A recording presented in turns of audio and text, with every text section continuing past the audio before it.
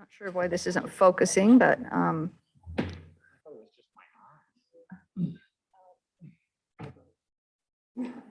okay. Well, if everybody else is the same, our screens are just a bit fuzzy this evening. Okay, I'm going to go ahead and open the Tuesday, October 12th, 2021 Hood River City Council meeting. Bring it to order. Just remind everyone to silence your cell phones. And I'm going to do the land acknowledgement first, and then we will do the Pledge of Allegiance. As we meet tonight, let us all remember today, we are stewards of land that has been home to Indigenous peoples for thousands of years before the recent arrival of the European heritage dominant culture. We honor this land's ancestors as we go about our business today. We'll have the pledge.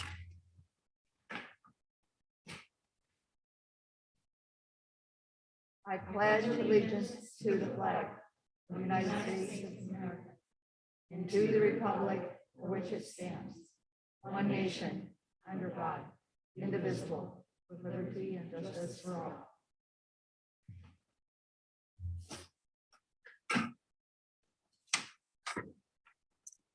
Okay, we have business from the audience to start the meeting, and we have one person signed up.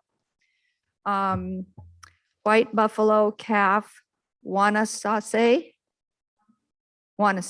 Okay. Do you want to take the podium right up here? And the little thing that has the red circle, you need to touch that, and then it'll turn green on the edge, kind of on the edge of it. There you go. Okay, great. So you have 3 minutes. Thank you. Should I pass these out or wait till the end? Go ahead and It's give them to staff, and staff will pass those out. It's Thank just a you. copy of what I'm about to do. I will speak fast. Dear Hood River City Council, I am here as an SOX, a firm X on identity for the Indigenous peoples of the Pacific Northwest, as we have 574 nations broken in the Americas and the boarding school children coming forward. This message is to create a sovereign unity and protection. At this time, our women, men, and children aren't safe from systematic targeting. I am one of them. My freedom, my life, and my business are being threatened by the local city and county law enforcement here in Hood River. The first time I was assaulted by your law enforcement was on December 2nd, 2020 by Officer Emma Delancey of the Hood River City Police. Your officer violated my constitutional rights and unlawfully arrested me and unlawfully searched me in my car. I spent the night in jail. The arrest happened only 6 days after I opened my first trading post in downtown Hood River on November 27, 2020. I have heard from multiple sources that Emma Delancey is the most complained officer on the squad. He compares me to his mom and sister and told me I was lucky he didn't throw me down and break every bone in my body. He is an aggressive, manipulative, chauvinistic liar. I wanted to ask how many complaints it will take for you to do something about him. Ever since this incident, I have been bullied by Ricardo Castaneda of the Hood River County Sheriff's Department. Sheriff Ricardo Castaneda and his wife Sherry own the restaurant Betty's Place, which is located next to my business in the Oak Street Mall. Ricardo and Sherry acquired the business after the original owner's daughter, Gay Walter Jones, about 3 years ago. Betty's Place still claims to be the friendliest restaurant in town, which is highly debatable.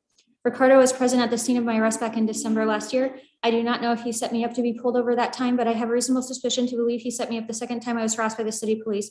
He had an officer wait by my car and pull me over for driving on a suspended license almost immediately after I pulled out of my parking space the same day as my first court date, January 11th, 2021.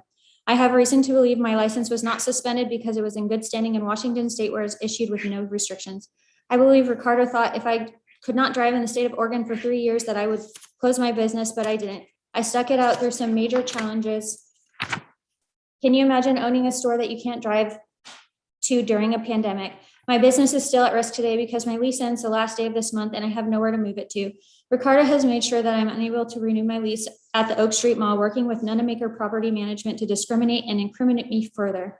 Both are guilty. Him working both jobs is a definite conflict of interest. Ricardo Castaneda uses his badge in vain to pick and choose who does business next to him.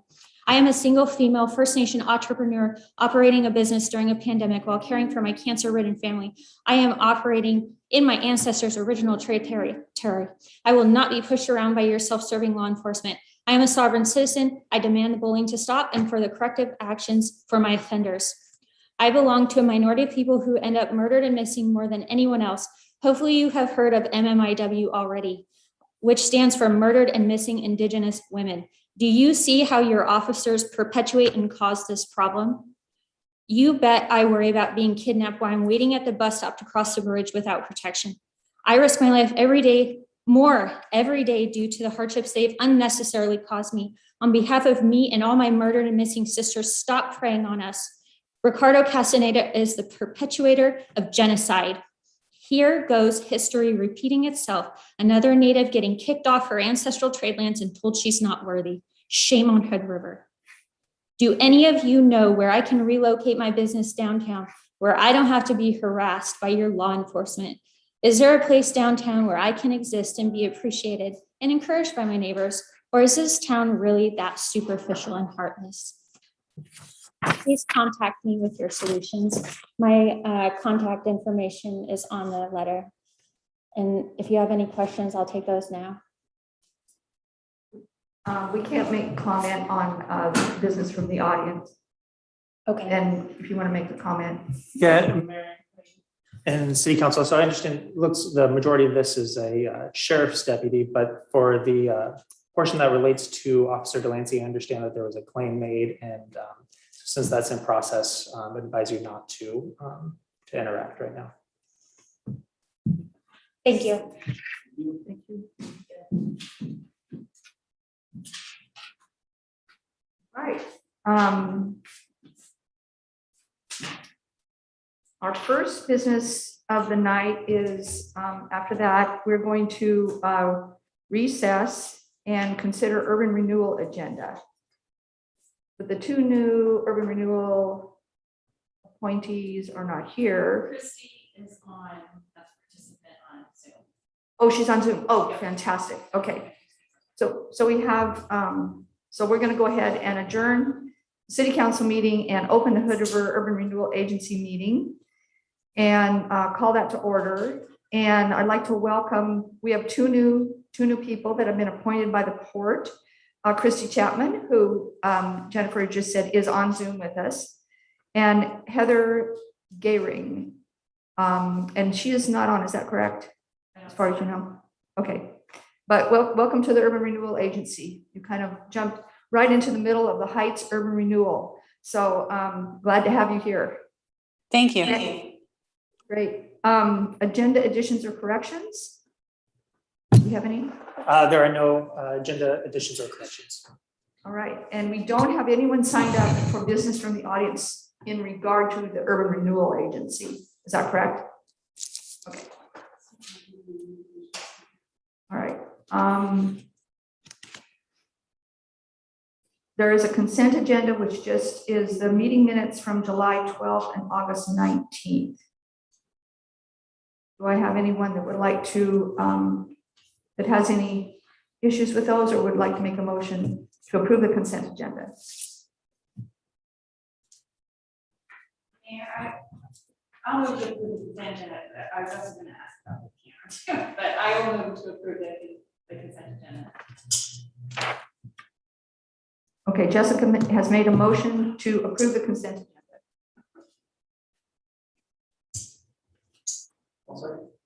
And Tim has made a second.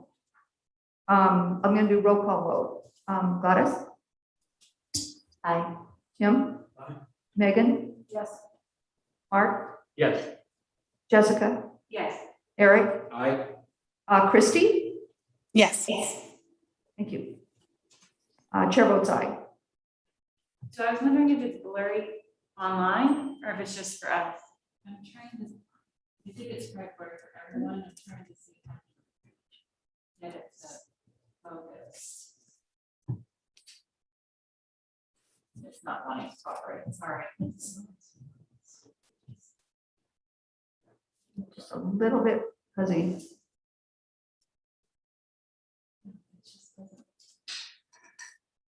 Seems like the further away you are, the worse it is, but I'm not sure. Let me go to the logo and then come back out. Okay. That will work.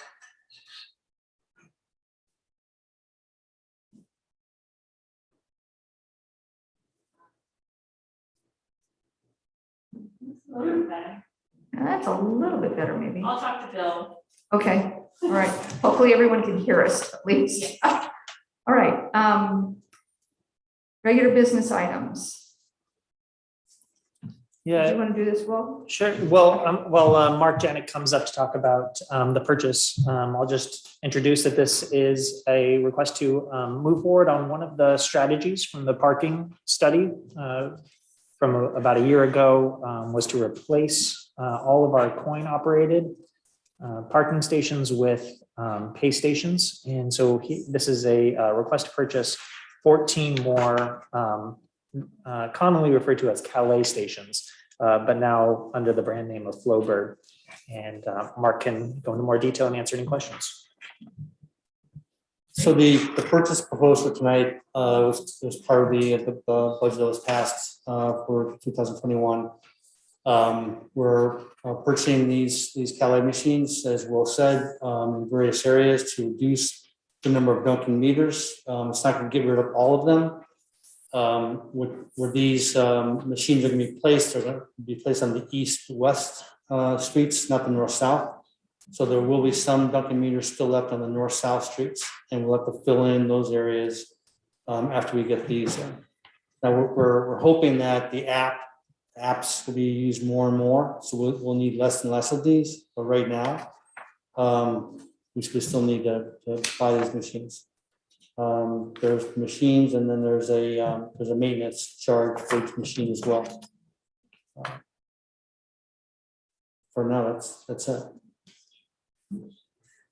I would only add to that budget will be left over after this to begin replacing some of the legacy kind of user panels on our existing Calais systems to hopefully improve those. I know there's been quite a bit of complaints about those being kind of difficult and confusing to use, and these new ones are much brighter, multicolored, and more intuitive.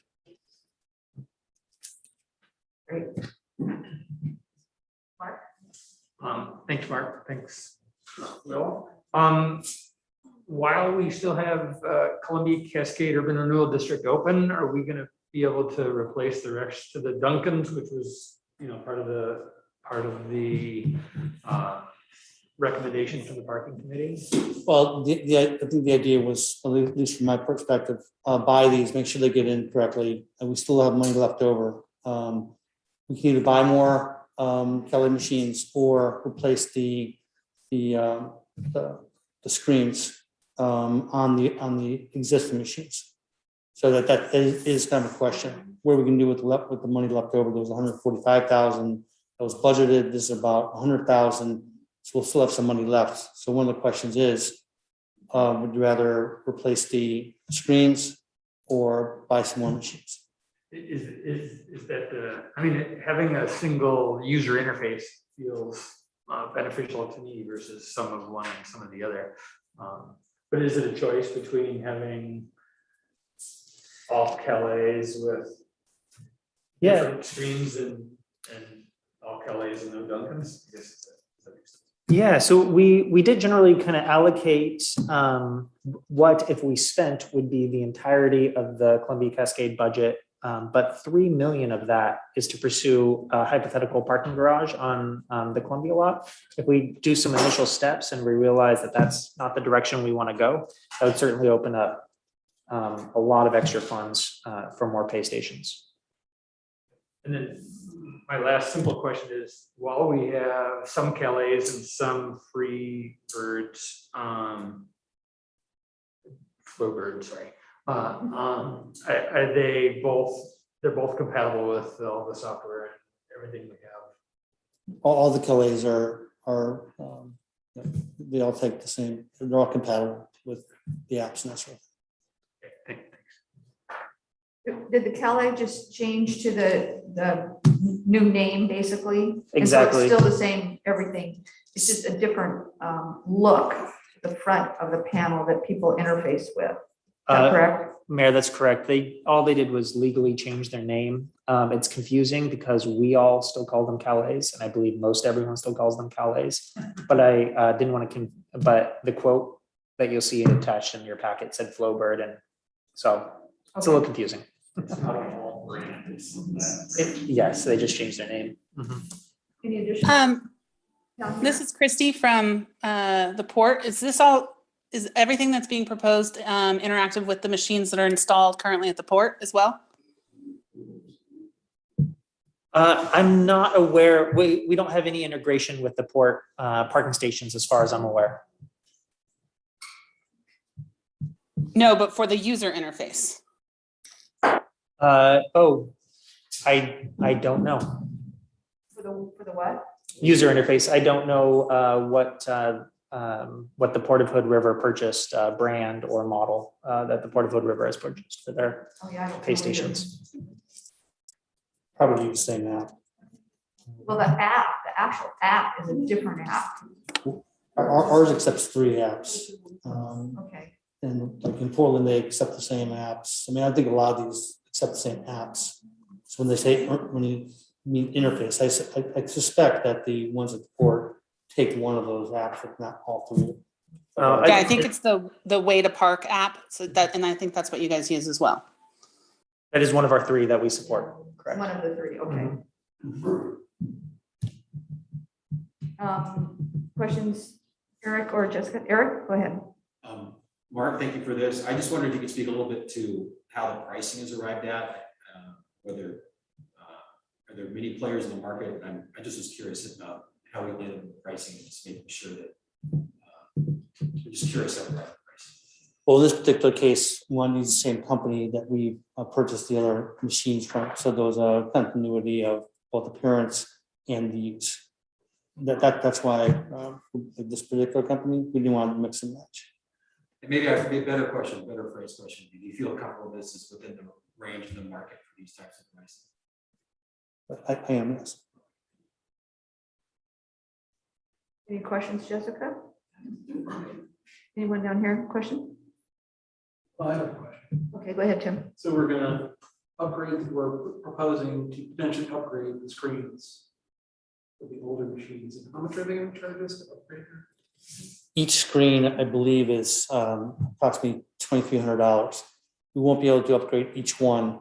If we did each one, it'd be approximately $58,000 or $60,000 from my calculation. So if we stay with the 145 that's been approved, we'll probably be able to switch out 17 of the existing. I think there's existing 20 of them. So we won't be able to get all of them, but we'll be able to get most of them. If we don't spend the money to buy some more, machines. It's your decision. But I'll bring that to you at some other time. Yeah, it's just interesting that we're paying to upgrade their machines. It's such a significant cost. They're not that old. They're just difficulty. They're extremely difficult to figure out what you're supposed to do. And I understand that. yeah, It's more the, trying to company that we're going with this time. Upgrade a machine. Like a few years ago. I don't know. So looking back at the records, it looks like we started installing these in 2008. That's when I see the first payments to Calais in our financial system. So some of them I think are pretty old. And, these are commercial grade, made to be outdoors, 365 days a year, in 115 degree down to, 0 degree weather. So they're pretty hardy, hefty pieces of hardware. I did, sorry, I meant to make note too. There's one error in the staff report that I said that these accept currency. They do not. Only one of ours currently accepts currency, and it jams all the time. And the road crew folks really advised not accepting currency. Thank you. All right. If there's any more questions, there's a motion on page 12 of our packet.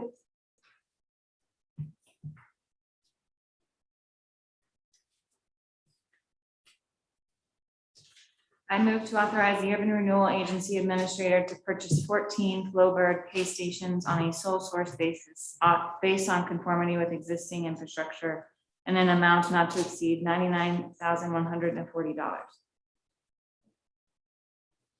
I'll second. we have a motion from Jessica and a second from Mark to authorize Urban Renewal Agency Administrator to purchase 14 Flowbird pay stations on a sole source basis based on conformity with existing infrastructure in an amount not to exceed $99,140. Additional discussion? I'm going to do roll call vote. Christy? I feel like I'm not necessarily the most educated on this, and so is it possible for me to abstain? I think this is it's more of a city issue. Okay, yeah. So I think I would do that just because I don't have a lot of background on it. Okay. Jessica or Gladys? Aye. Tim? Aye. Megan? Yes. Mark? Yes. Jessica? Yes. Eric? Aye. Chair votes aye. So go forward. Yeah, sorry, Christy, we've had a parking study done, which was long and extensive, and this was one of the highly recommended things that came out of that, but there's a whole slew of history. Well, yes, I know, yeah. and I started digging into it. I just haven't gotten the full comprehension yet, so I trust the board to go on the right path. Okay, no problem. All right. Heights preliminary design alternatives. Mayor, I have Planning Director Dustin Nielsen to give you an update on the Heights Urban Design Project and talk about scheduling a joint board and advisory committee meeting. Thank you, Mayor, members of the board. As mentioned by Will, this is in anticipation of a pretty significant discussion item. On October 21st, we're looking for a general availability check for members of the board to attend a joint URAB meeting. This would be to discuss our first preliminary looks at phase 2 of the Heights design alternatives. This is going to look at 4 alternatives. One of them is your current TSP, some really high level flow, intersection analysis, and some evaluation criteria that we as the project team have built so that we can evaluate some of the items on the spectrum of possibilities here. It's really, this is a pretty exciting part of the project, converting from community and really community goals and starting to translate them into design concepts that we're going to get to look at, and some of the challenges that we're going to face and opportunities. So we're looking for you all to confirm some level of availability for October 21st to join the URAC and evaluate some of these proposals right on the front end. And the evaluation is certainly not picking the preferred alternative. It's going to be your first glances at how we've translated community goals into some real high level designs. So if you're all comfortable with that, we need to get you a packet out. There are some materials that you will want to see and invest and digest to some extent before that. We want to advertise this meeting as soon as possible and move those materials and put those into your hands as soon as we can. So there's a general availability to join us on the 21st. I'll get that in the books. It's suggested that 5:30, that's the regular time that the advisory committee meets. And approximately how long do you think it would be? A couple hours? Well, depends on how invested you get. I would hope within 2 hours we would have addressed all your questions and concerns and received direction moving forward. So, Okay, at least an hour and a half, maybe 2 hours. I see you as an hour and a half group. Okay. So is there anyone that can't make that? I don't see any. Christy? I think I'm good. You're good. Okay. I'm good. No one else has said they can't make that, so go forth. Thank you. Fantastic. You will be seeing and receiving a packet very soon that will include the concepts as well as evaluation criteria, cover memo, and some background documents. So look forward to seeing you all then. Great. I'm excited to be looking at some possibilities. All right, exploration of the West Side Urban Renewal District. Thank you, Mayor. So this was originally introduced to some extent in the budget message for 21-22. And it's just talking through that we have two of our urban renewal districts that are going to expire soon. And we've used urban renewal as a financing tool to support infrastructure in the city since the mid 1980s. And so it's really now with two of our districts on their way out, a time to think about how do we want to use urban renewal as a tool in our community going forward. So what we have scoped right now is for Elaine Howard Consulting, who has been our consultant for many years and helped us put together our Heights district. Have her do a preliminary financial analysis of what a West Side urban renewal district might be able to generate insofar as tax increment financing borrowing capacity to fund projects. And right now, the idea would be to stick to existing plans. So transportation system plan, multi-jurisdictional parks master plan and the like, and use this to fund existing funding gaps. At least in its, that's how we would draft it for first review. As well as supporting the funding gap that there may be for 780 Rand Road and any future affordability, housing affordability issues in West Side to make sure that as it grows out cohesively and not incrementally, and to ensure that it has an equitable mix of housing types for all income levels. So that's kind of the initial concept with this idea for a West Side urban renewal district. But what we want to do is have another joint meeting with you and the advisory committee to see the analysis, see how much money may be available if approved, and then have Elaine Howard walk through just an urban renewal 101 to get us all back to sort of the same understanding of what urban renewal is, what it can be used for. Do a quick history of how it's been successfully used in Hood River, talk about in more detail what the potential uses could be within just our existing capital plans that have funding gaps, and then have her talk through what the steps would be to move forward with a new district formation. No decision would be expected at that meeting. It's purely educational, and then we could come back for additional discussion at a later meeting. So if there's no objections to that plan or to the date of, let's see, it's November, I believe 18th, also at 5:30, that would be another one just to align with the advisory committee so that we don't have to coordinate too many different calendars. Okay, is there issues with that date? Good. Christy? I think I'm good. Okay. All right, great. If we decide to go forth, after making, say go forth and figure it out, bring back ideas of what we want included or wouldn't want included. From that point, how long would it take to form, do you think? Yeah, so we need to, that's really what Elaine Howard's going to go over in a lot of detail in the educational meeting. But we do to get the biggest possible West Side district, we would need to wait until the Waterfront district has stopped collecting. And that's still going to be about 2 years. So what we're doing is kind of starting what may be a 2-year, I think, conversation and discussion and process before this gets solidified. And you're saying that because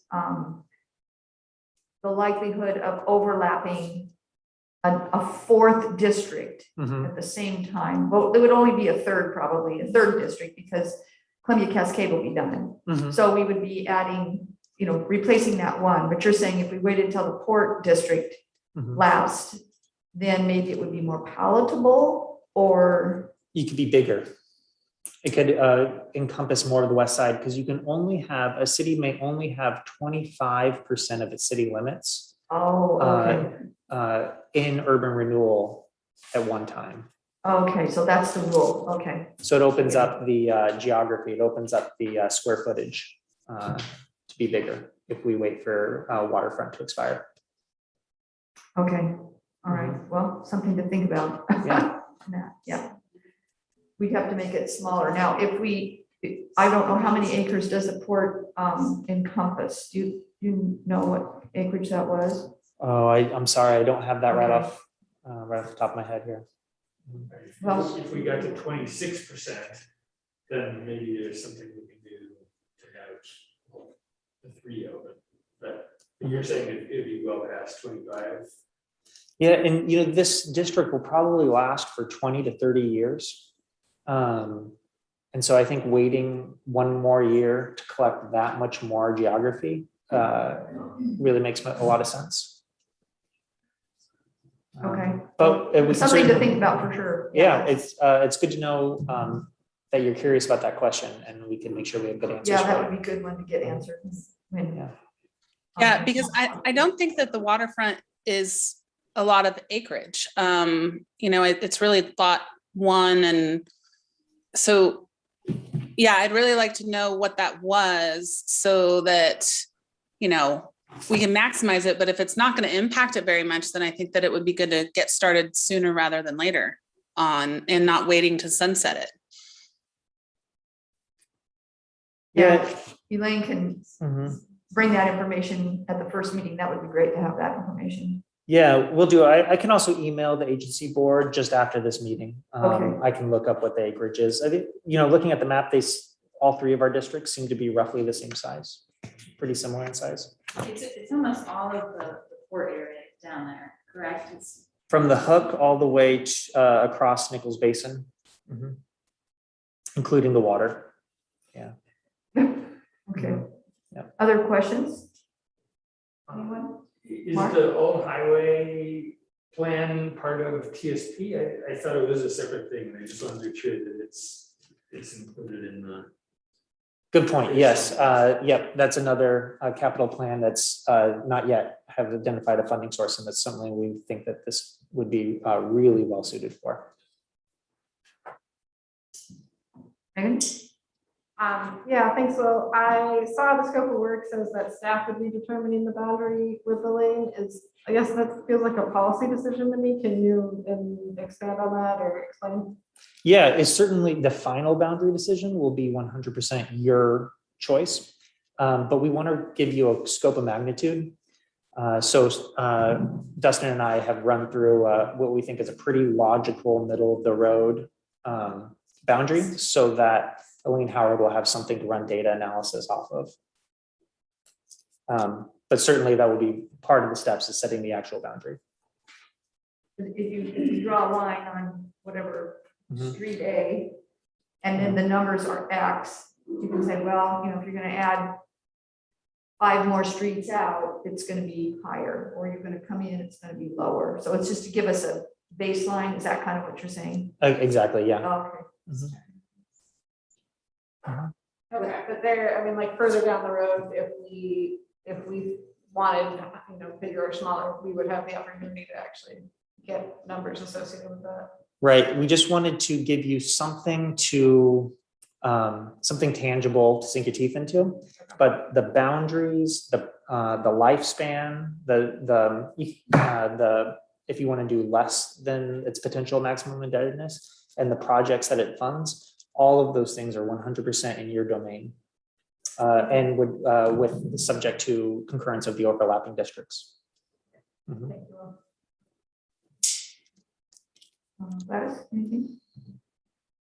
Nothing else here. Christy, anything else? No, I'm good. Thank you. Okay, thanks. Okay.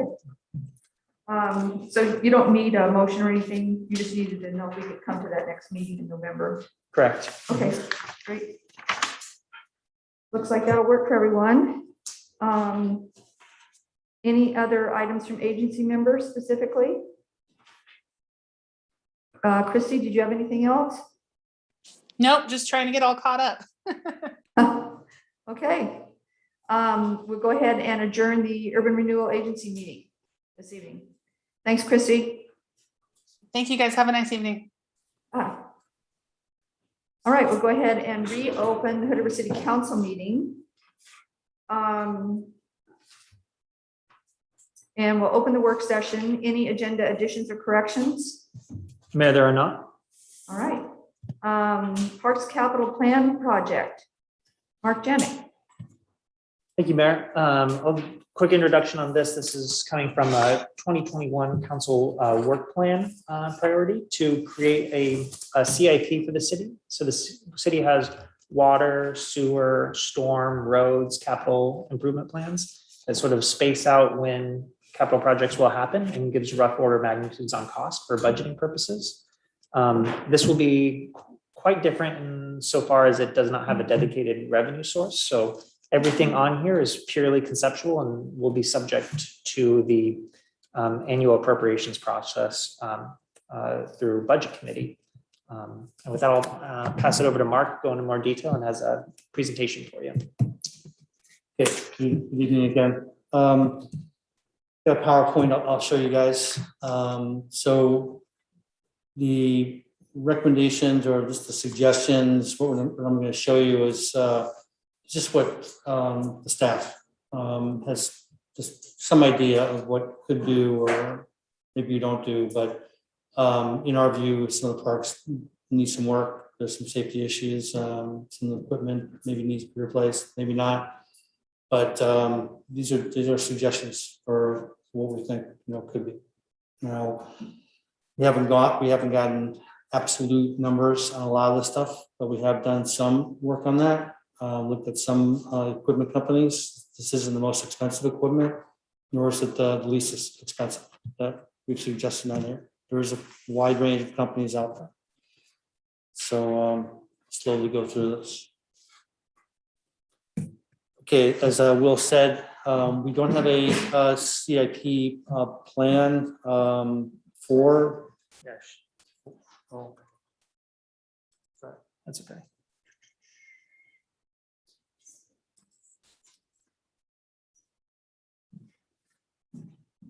Don't have a CIP revenue stream for park improvements. We do for a variety of other assets that we have. So this plan suggests that there should be monies put aside possibly for park improvements. This chart here gives an idea of what can be done in what years. Was relatively spread out to some extent. The Waterfront Park play equipment, very expensive, very important park. It'd be more expensive than the other parks for various reasons. One is that it's absolutely the most used. And it's also a tourist destination. A lot of cities use their parks as promotions, for better word. They want people to go there and use them, but they're also, there's a wow factor for some cities with their parks. This chart here shows approximately $140,000 average per year for the first 5 years. Doesn't include the future. That $750,000 is for the tennis court costs, which we're not exactly sure either, but we know it's going to be expensive, but it does not include that.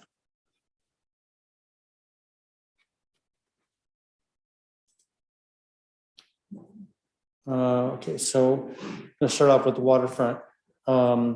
There's 3 projects at the Waterfront Park that we're suggesting. One has to do with the beach itself. I'm sure you've been down there. Access to the beach is not great. It's very steep going down into the beach. We're lacking some sand, but we're also fighting grade. There's also a situation where there still is a wall on the inside of the top walkway there. The irrigation has kind of gone to seed. The walls themselves, what there was built up there with the vegetation, is kind of gone. And as you can see, wind blows sand from west east out, off the beach onto the walkway, to the sand, to the grass areas. And so the suggestion here is to rebuild, relocate a wall in some areas where the walkway is. Now, we're not suggesting stairs that go into the beach, which could be something else that would be helpful for access purposes. But for this particular idea is to revegetate and get something to maybe stop the sand from blowing off the beach to the walkways. The second project would be an expansion of the restroom facilities at the park. We get complaints about the fact that the bathrooms aren't large enough. The businesses down there are very popular, as you know, they're getting more popular. And this project would be an expansion of this building, stalls for both male and female.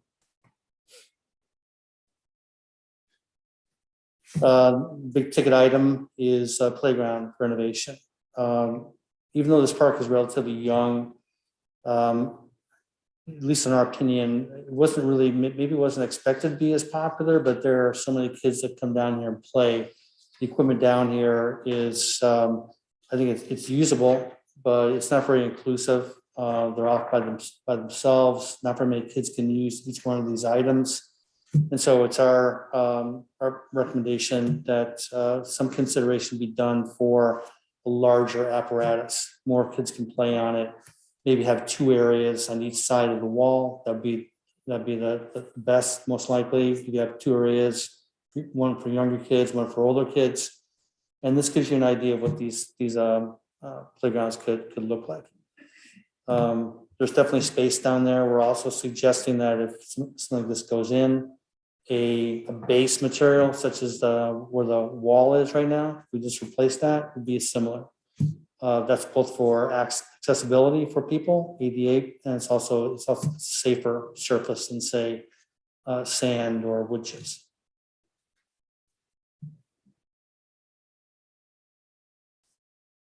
This is Children's Park.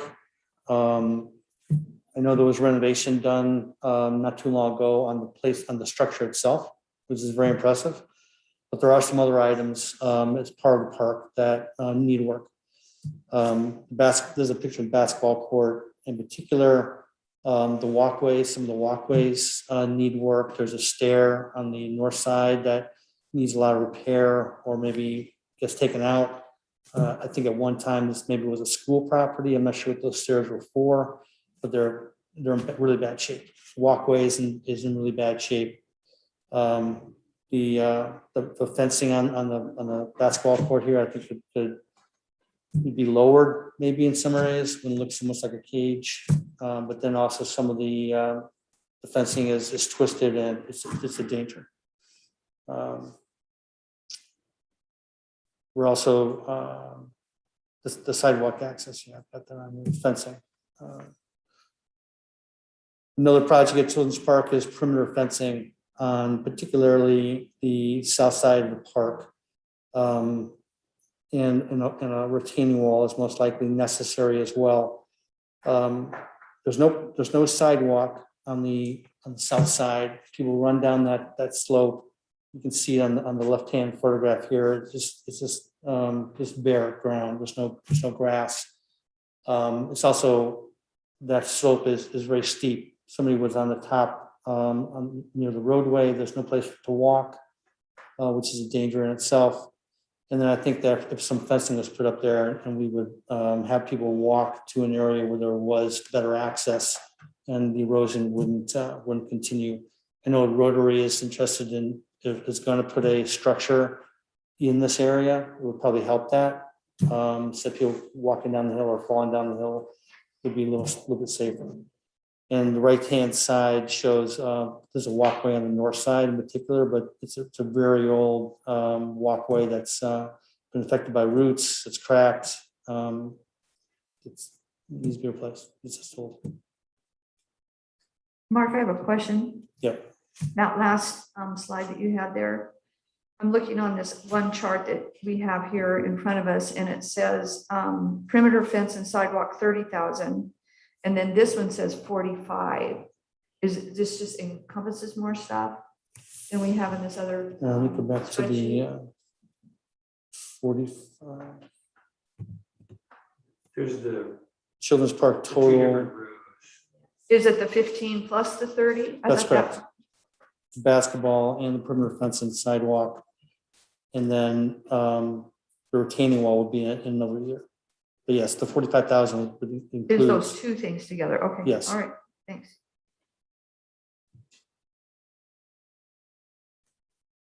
This is actually, I mentioned this earlier. This is you can see the erosion on the slope in this photograph. So the idea is to build more of a wall so that people can the erosion will continue and people can walk on here easier.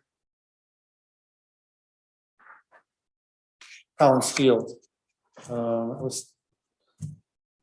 There's a lot of renovation needs to be on the field here. Some of it's safety. You can see in the photograph there with the fencing that's disjointed.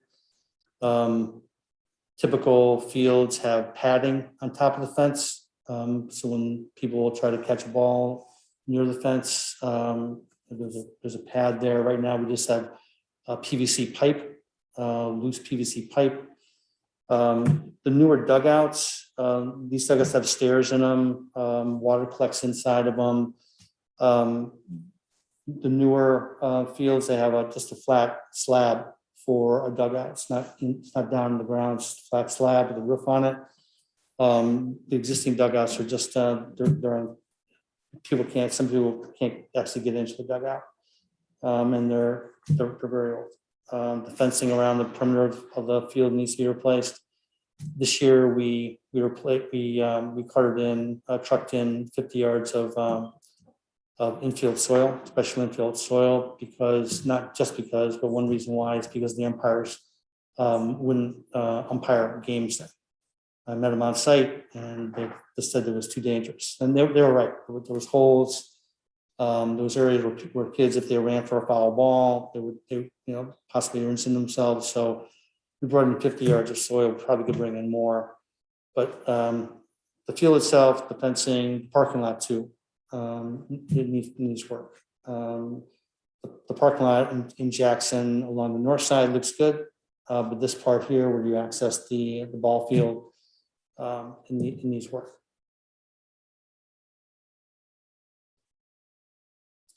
And this slide here is for the tennis court removal and relocation. Don't really have a site yet. The idea is to, right now, not part of the CIP, but to pay for resurfacing of the tennis courts themselves, hopefully in the spring next year, trying to get quotes, and then at some point look for a new location because of the drainage issues that are occurring here. This is Wilson Park. Left-hand picture is the sign. I know at Friendship we have newer signs in different locations. Friendship has a newer sign. This sign is obviously very old. We'll just give a different image to the park. The playground equipment is serviceable, but it's one of those things where this park, I think, was done at least 15 years ago. And then the question in people's minds are, do you upgrade your facilities? There's this piece of equipment. There's also a swing set. And maybe it would just be the swing set. Maybe it would be this piece. Do you do a new base? There's just various questions. And when the question is, well, how long should something last? This right now, it's safe right now. It's usable. But then the question is, do you update your parks? Do you update various things, your assets in the city? This is Man Park. Now, currently, Man Park has some individual equipment, as you can see in the background, and you've probably been here, but there's no walkway to get into the park. So, in terms of ADA, it's not accessible. And then just like people walking on grass, sometimes it's really wet out.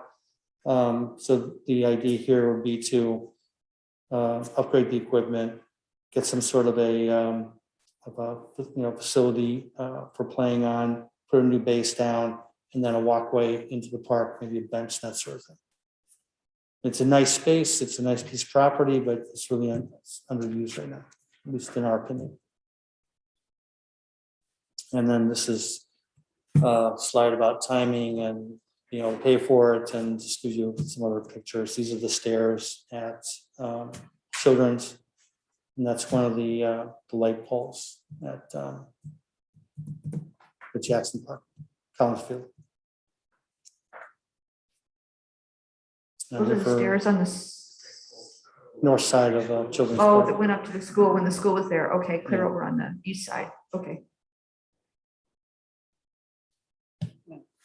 So the question is, we create a revenue stream. Do we put aside some money every year? Find some other sort of source of, or nothing at all? Thanks, Mark. Yeah, so I just had, this was a council work plan. So, give it to the council to see whether or not this is what you were intending and envisioned when you wanted this work piece item. Are these seem like good priorities, timing? We have set it out to be pretty sustainable financially.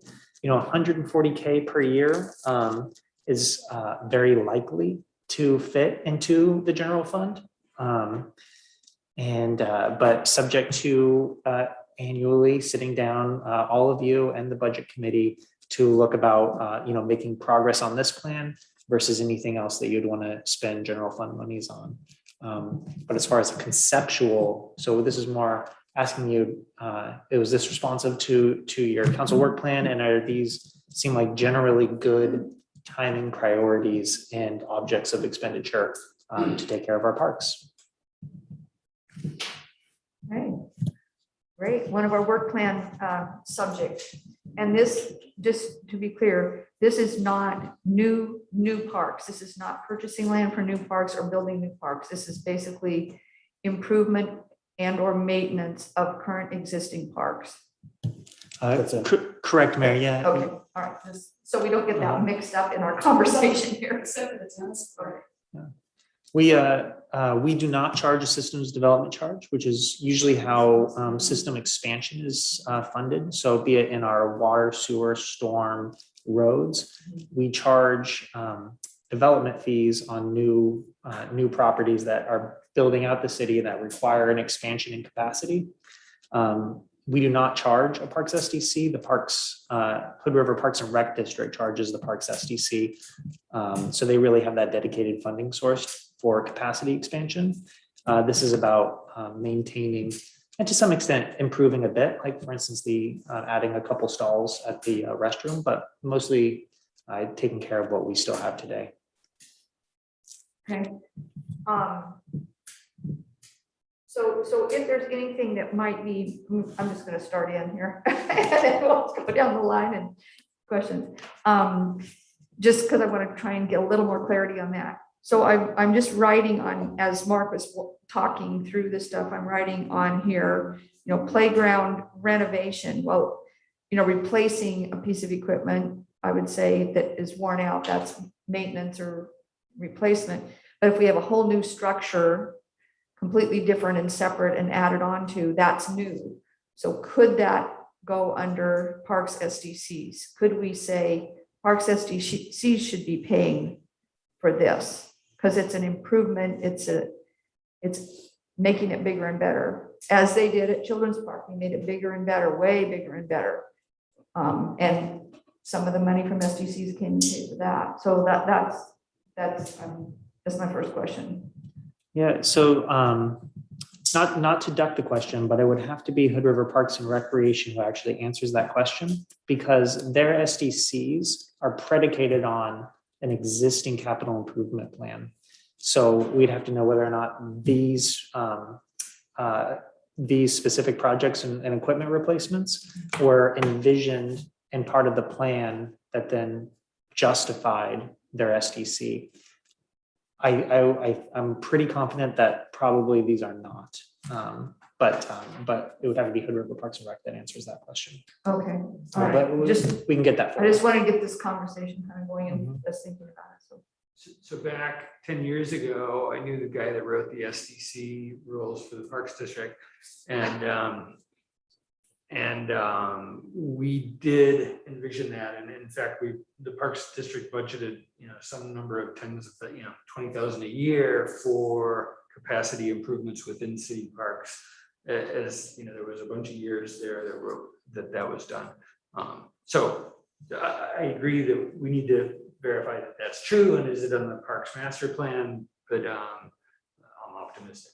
I think it was a fairly small amount at that point, like 20,000 a year.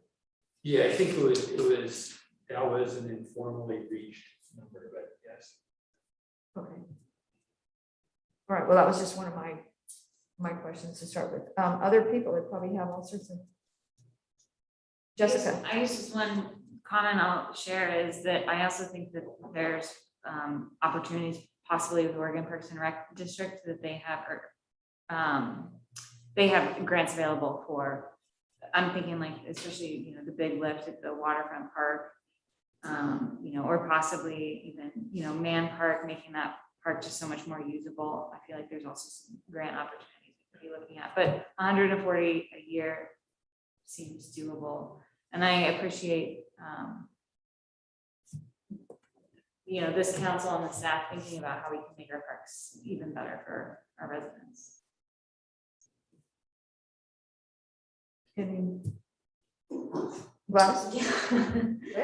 Thank you, Mark and Will. I really like these parks that you've selected that really do need upgrades. I wanted to just briefly bring up, kind of on the idea that Councilor Mehta brought up, that there's specific grants that would help with some of these improvement plans. There's also many community members that would also be more than happy to donate to some of these causes, specifically around the tennis courts that are near Jackson Park. So I think there's other opportunities that we could look into for additional funding that's not specific to the SDC funds or other grants. And then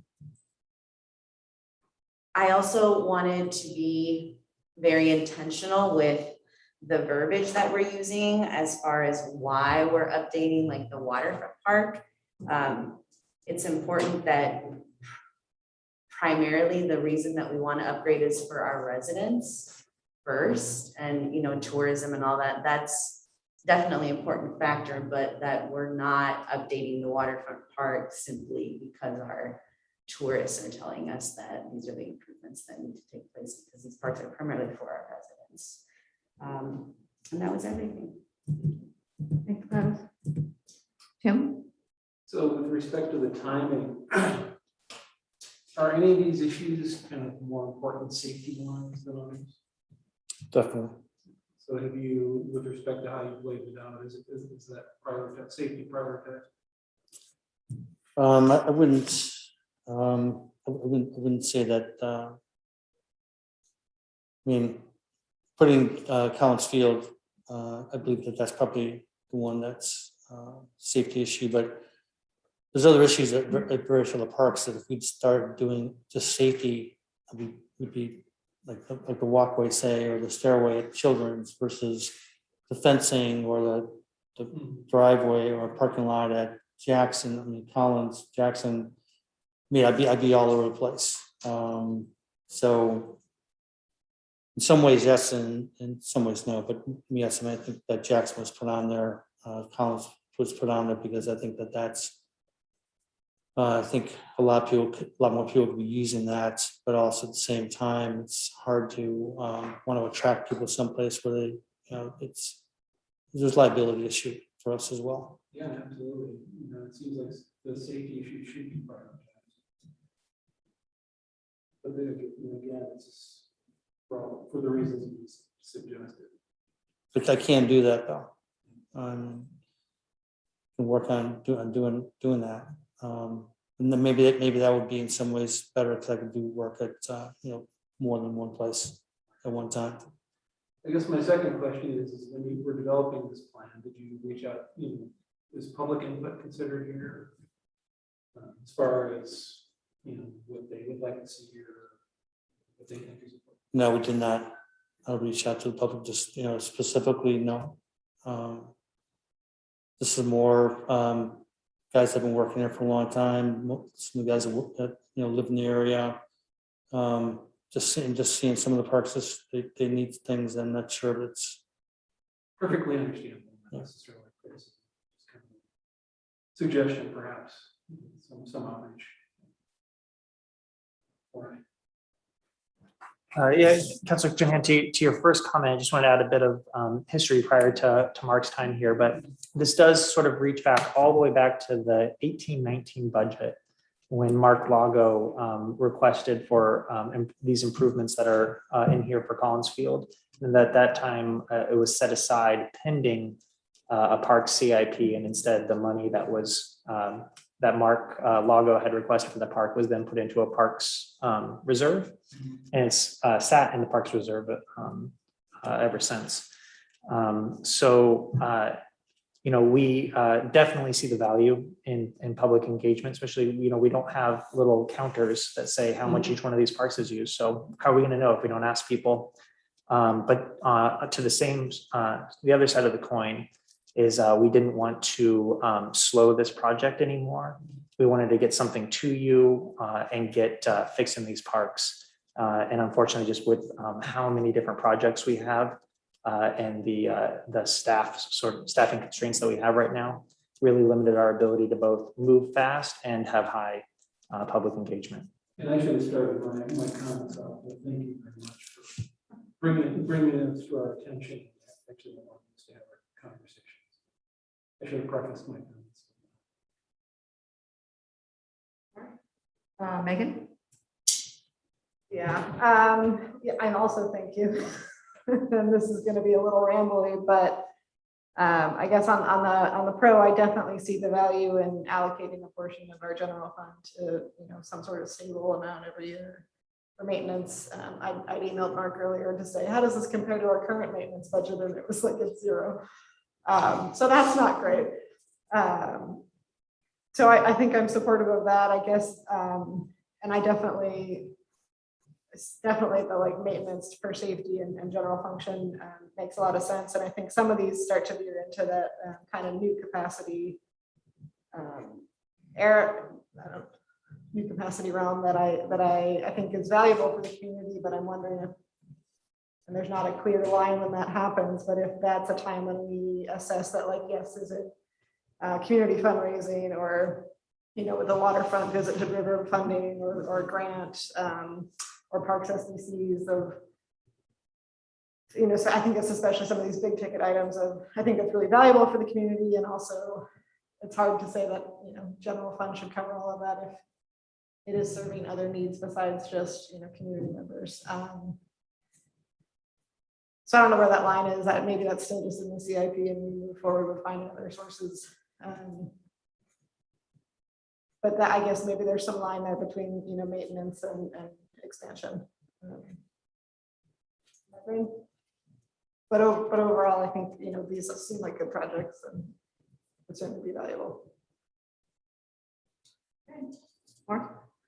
Yeah, thanks, Mark. I think that, having the CIP allows us to have this discussion, right? And that's really a super valuable thing where we can kick off this thing and find the line between the doing and the policy setting and stuff. So I really appreciate staff's pulling this together. A couple thoughts. One is that safety is really our number one job with respect to parks within the city, and anything that we identify as we have to do this or we, our kids are going to get hurt, then that should be a priority, and not look for these, possibly longer paths.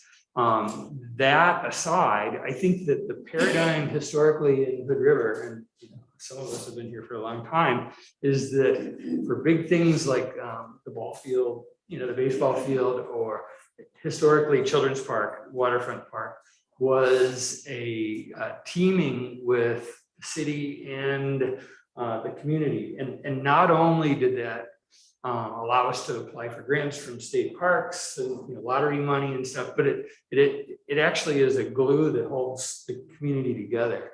So I would like to see like a line between like, here's the maintenance money and then here's recognizing that Collins Field, I think, is a great example. Here's money that the city is willing to invest in a partnership with to match grants and public input to make it, you know, what it could be again, kind of thing, right? Collins Field, there's a lot of pride going back, you know, 100 years probably. So that's a good one where we could say, hey, you know, the city's budgeted X number of dollars. You guys get your, you know, get your user groups going, and we're gonna do some stuff. Meanwhile, we're fixing the stuff that's just a safety thing. If that hot dog stand is a risk, let's just take it out and have just a blank thing there, if that's the thing.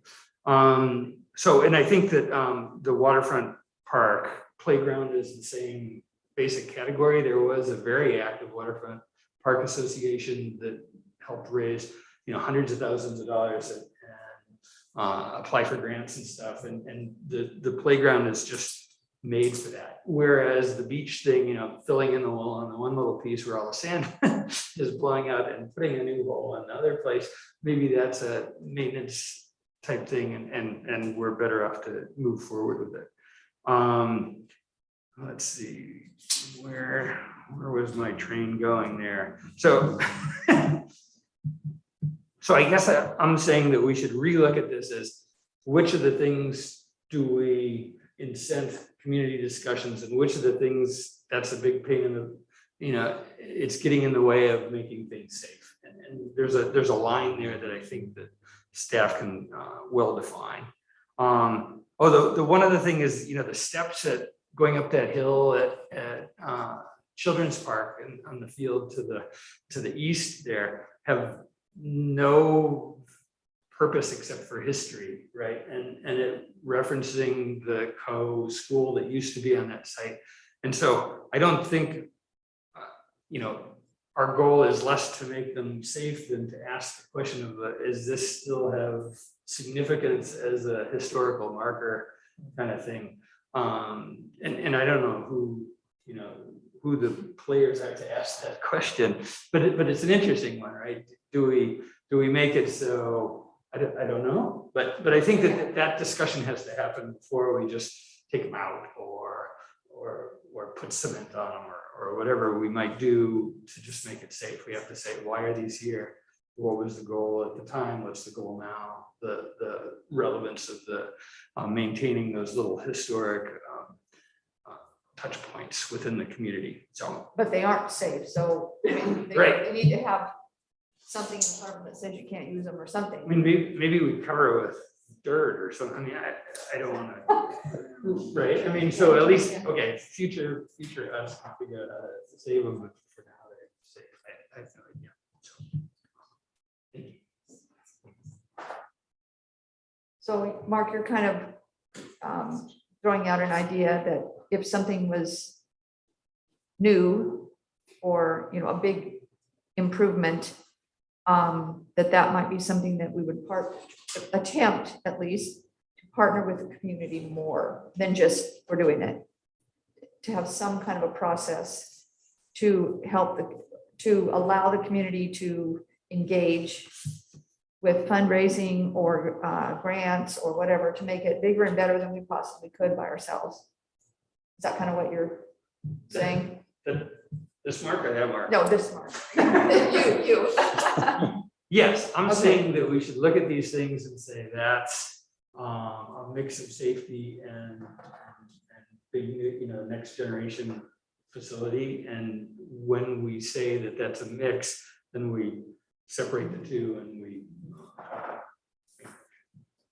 So I just want to play this through just a little bit more. So since, let's just say, Waterfront Park playground renovation, which is some brand new equipment, which is, you know, fairly expensive, but we have that out 5 years from now on the schedule. You know, that wouldn't come till about 5 years from now for us to be doing that. Is that correct, Mark, Janet?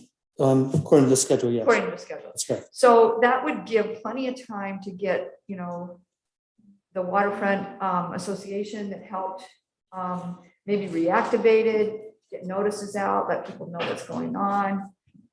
That would be plenty of time for that to see what kind of fundraising could happen to help make this bigger and better than what we might do. I envision it could just be an invitation like, hey, the city's gonna do something in this year and you can rally and it can be magical or it will be safe, but maybe not magical, right? That's how I envision the questions. Megan? I mean, I obviously both like that as someone who did that a couple years ago, and it's super valuable and magical. And I guess it's, well, so it's how do you present that invitation to the community? And I don't know that you can just invite them without some level of, I mean, I don't want the city to get into the organizing realm, but I don't know that you can just like put a notice in the paper and say, like, well, we've done our part, and like your hands are. No, I don't know. And I don't know that we can solve that tonight either, but I think it is and was really valuable. I think that's a huge part of why Children's Park is the park that is what it is today and is really loved. And I see the value in that for something, especially like an expanded waterfront park and that sort of thing, especially if there's a group that was already engaged. But how, I guess, it's not as simple as I think it's being presented. Jackson Park Stadium was the Lions firing up for generations, really, right? And saying, oh, we can do this, and then it's just always in their mind, and now it's this topping the stage. It's great. I think the baseball field folks are just waiting to be poked. Is my sense. I don't have an answer, but I'm optimistic. I think Gladys, you're ready to. Yeah, well, on that idea, Megan, we are connected to community partners that we could absolutely, Suzanne was just here last week at our last meeting and was talking about the community health improvement plan. So I think we are very well connected to partners who are connected to our community members that if we really wanted to make that ask, that we could coordinate something like that. That's, obviously we're not going to solve that tonight, but I think that we are connected and we do have those partners that we could collaborate to get that community input. And then potentially what would a mutual fund look like in the community where folks are able to funnel money into. I think we just need some parameters on it. What kind of things would we be asking? If it's a safety thing, you got to put the sand in, you got to put the wall in. Okay, we've got to do that. But the bigger and better thing, that would be the first criteria. And then we'd have to have some kind of a process for contacting groups and then a time frame. If there's an interest, great. Maybe instead of doing this next year, we'll wait 2 years. If it's going to take that long for you to get all your stuff together, apply for grants, but we can't wait forever. And if it doesn't materialize, then we need to go forward with the safety stuff or something smaller that we can potentially do. So I think we just needed some kind of a process. Will, what do you think about that possibility? Yeah, so I'm hearing community involvement, community fundraising, obtaining grants. And I think all of that can definitely is not mutually exclusive with setting a prioritization and a rough sequencing tonight. Or if you're good with this, we would bring it back to you in resolution. What I'm hearing is a whole lot of policy directives that should probably be incorporated into a resolution saying we want to do this, but we value community participation and involvement in each one of these projects, and a prioritization on obtaining grant sources. And the schedule is 100% revised every year through the budget process. In no way set in stone, but this gives us kind of a broad battle plan. So I'm hearing everything. This all makes sense to me, and I'm hearing everything you're saying. And I'm thinking that maybe there's a role to play for the community engagement coordinator who will be joining us, that maybe that's someone who could help devise and put together a program to link folks in to be participants in the creation of, turning these from numbers in a spreadsheet to actual playgrounds and parks. Great, thanks. Mhm. Eric, did you have something? I did, yes. So I really like what Mark was saying about everything he said. I won't repeat it, other than to just emphasize somehow bringing the community into this budgeting process, whether, the budgeting process has a debit line for community, or something so that it's just formalized to have the community involvement. And I mentioned this, Mark, just before the meeting, just as another example. I can tell you, because I've been part of this, the Rotary Club Foundation of Hood River has an account to support the basketball renovation already. Some of that money was already spent to help. We had the lead paint, this issue that came up just before your time, but in fact, the Rotary Club was scheduled to paint that building. And I was actually the one that tested the paint for lead before painting it was positive. As a Rotarian, not as a city councilor. And so we had to tell the city, and so that all stopped. But there's a pot of money that's in an account ready to go for this. It's already from the Rotary Club. So, and the Rotary Club, it's sometime before the 70s. But the Rotary's emblem is on there, and it's about ready to fall on somebody's hair because it's so old. But the Children's Park basketball structure, which I always knew was Gibson Park growing up. I'm not sure what happened to that name along the way. The Gibson Park basketball structure has a group of people that were actually scheduled to improve it and got canceled.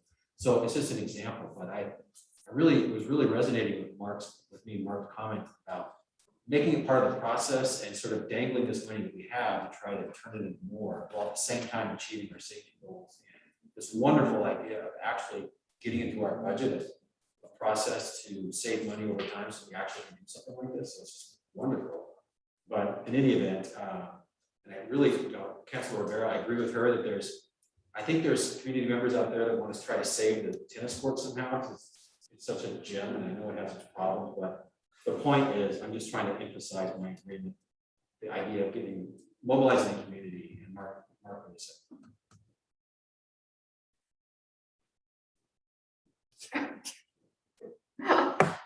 Right. Additional comments? I'm going to try and summarize here. So I think that everyone's nodding their head that we think, oh, thank God, we finally have a capital improvement plan for parks. I mean, I think everybody's like, yes, yes, yes. Okay. Fantastic. I think that, the rubber will hit the road during the budget process. And you kind of have an idea here, but I think that we just have a few more things we want to add into the process to be able to have the community involved a little bit more than us just, we're doing this. We need to figure out in that process how we can involve the community to help us monetarily, or however it might be, like the Children's Park actually helping build it or whatever. Well, hopefully not too soon anyway. So do you think that's good direction? I mean, we can still pass this evening, but I think you have a little more input than just passing it. Yeah, I think I have a good enough sense to bring you a draft resolution that incorporates these policy points. And then when you see that printed on paper, we can make any adjustments at the next meeting. Okay. Do you want us to wait for that resolution, or go? I think this is still going to work for this. Do you want us to pass this, or should we wait for the resolution and then do both of those at the same time? I think you can go ahead and just take no action on this, and I have enough direction to put together into a resolution. Okay. All right. Everyone good? Did you no, you were good. Okay. All right. All right. So we're no action on that item this evening. They'll come back to us with a resolution. So I guess that's all we have. We'll go ahead and adjourn the work session. Then we'll go into our regular council meeting. Any agenda additions or corrections? Mayor, we have added reports from officers after regular business and before mayor call. Dustin and I have just a couple announcements. Okay.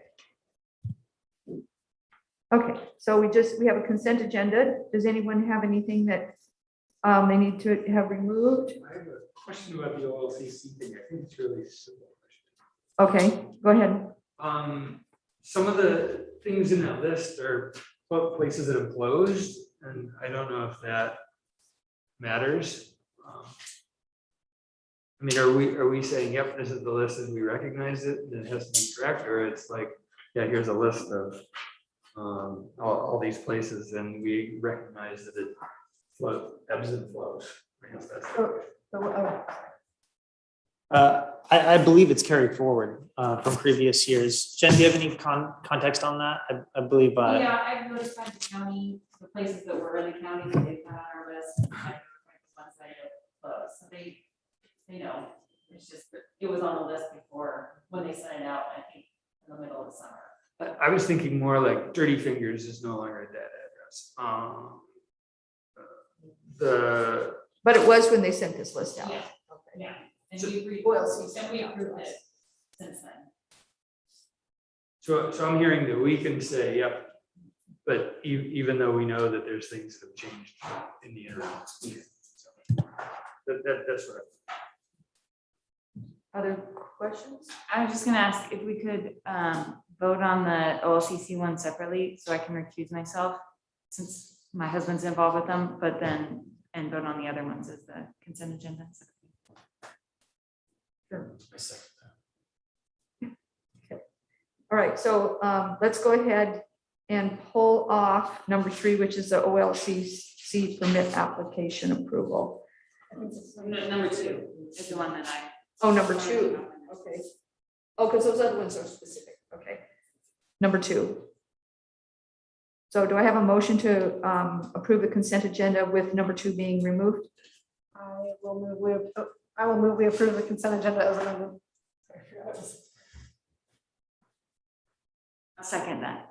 Okay, Megan's made a motion to approve the consent agenda as approved, and Jessica has made a second.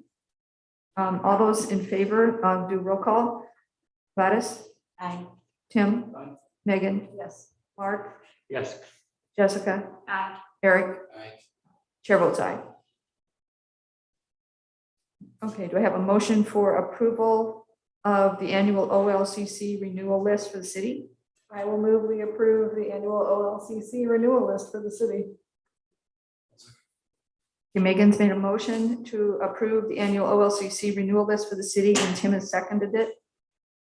Roll call vote. Gladys? Aye. Tim? Megan? Yes. Mark? Yes. Jessica? Abstain. Eric? Abstain. Chair votes aye. All right.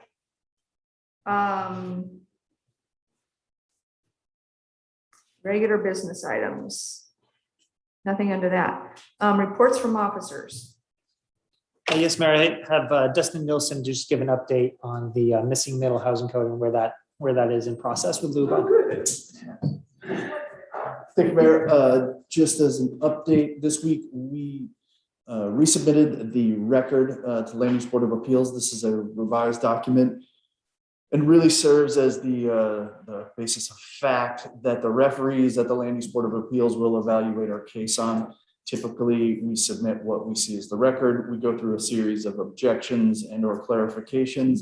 The board will offer that direction. And this is the week that we resubmitted that record as amended based on the Land Use Board of Appeals direction. So the next step will be most likely we'll anticipate setting it or receiving dates for hearing of the record, barring any other record objections. So that's going to be up and coming.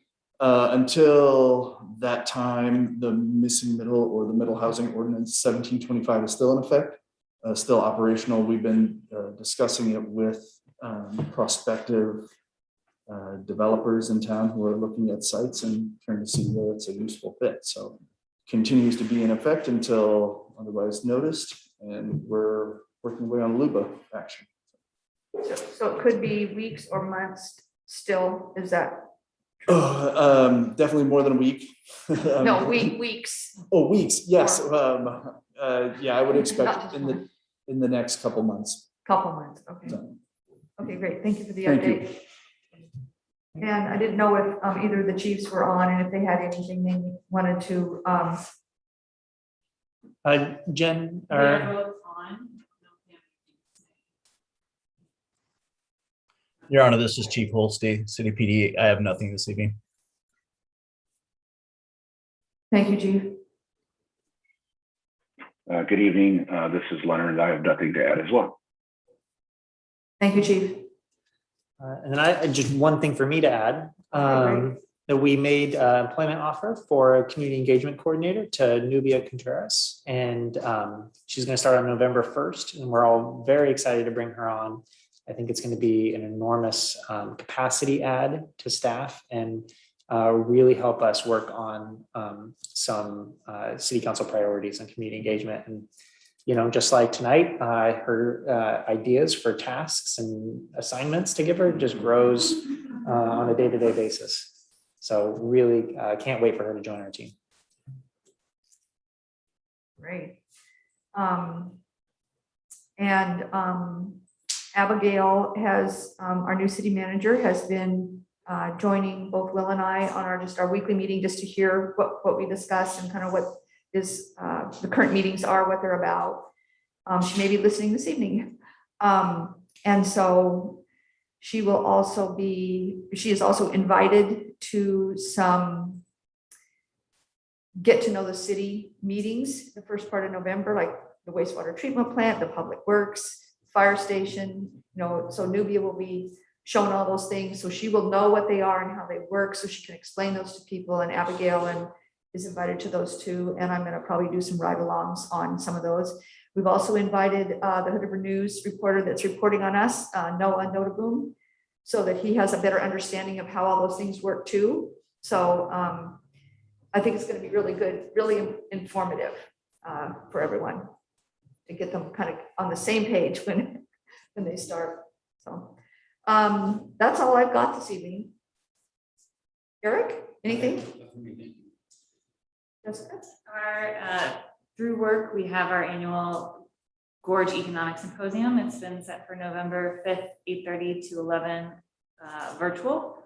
We have the annual presentations from the regional economists on how things are going. We'll be presenting the draft of the economic development strategy, and then we'll have some presentations. Two of them actually, Jennifer Caden got to hear. I really enjoyed them, so I invited them to attend our event. There was a attainable housing event in Eastern Oregon, and two of the speakers, so the folks that will have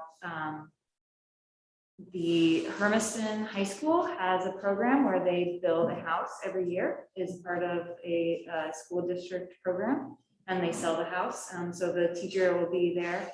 And then also Summit County, Colorado has a really big, I can't remember his name, but they have they're a little bit ahead of us in terms of attainable housing and all the activities that they're doing. So their staff person dedicated to housing will be talking about what they're doing. But yeah, Jennifer and I were like, oh, this is so good. So anyway, folks are invited to attend. It's, I can send the link to Will to send out. Great. What date is that? You said 11:30, no, 8:30, November 8:30 to 11. It's mcedd.org/symposium. Okay.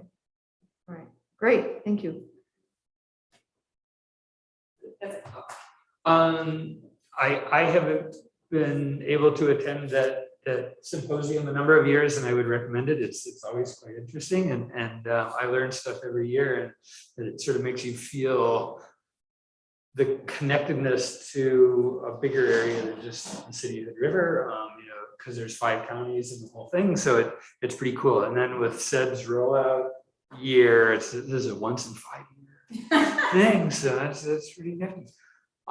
Second thing is I'd like to acknowledge Mark and the work they did to figure out a really tricky thing down at the waste treatment plant. And so congrats on that, and thank you for that. Not only does it get us back in alignment, but it continues the continuous improvements that we've been on for that. So that was really good news from my perspective. And then lastly, and slightly more flighty maybe, is the dark-eyed juncos and golden crowned sparrows are now back at the feeder after spending the summer up on the mountain. And I was sort of excited to see them show back up. So The first frost of the year this morning. Megan? Yeah, just real quick, the Public Safety Facility Subcommittee met again with the county last week. Moving forward. I'll report. But yeah, moving forward, I think we're all getting pretty close to the same page, and I think we'll be bringing stuff back to full commission and council in the next few weeks. Hopefully. I have some work to do, but yeah, I believe so. It's moving forward, you know, timelines unknown. That's all you guys care about. And then real quick, the second housing task force meeting is tomorrow night. I think public is welcome to listen if they would like, but otherwise it should be good. Right. Yeah. I think we need to. Okay, good. I just want to say how excited I am to have Nubia and Abigail join our team. Really excited for all the opportunities that we can achieve together. So thank you all. Great. It's really, I think it's kind of more of a promotion for e-bikes or, electrifying things on Friday this week. And some legislators or legislative representatives are going to be doing it. And they're going to do a little ride up the historic highway from Big Winds. And I'm going to join that, rain or shine, no matter how much wind or cold, apparently it's going to happen. So that'll be kind of fun and interesting, I think. All right, I think that's all we've got, unless anyone has anything else. We will adjourn. It is 7:30.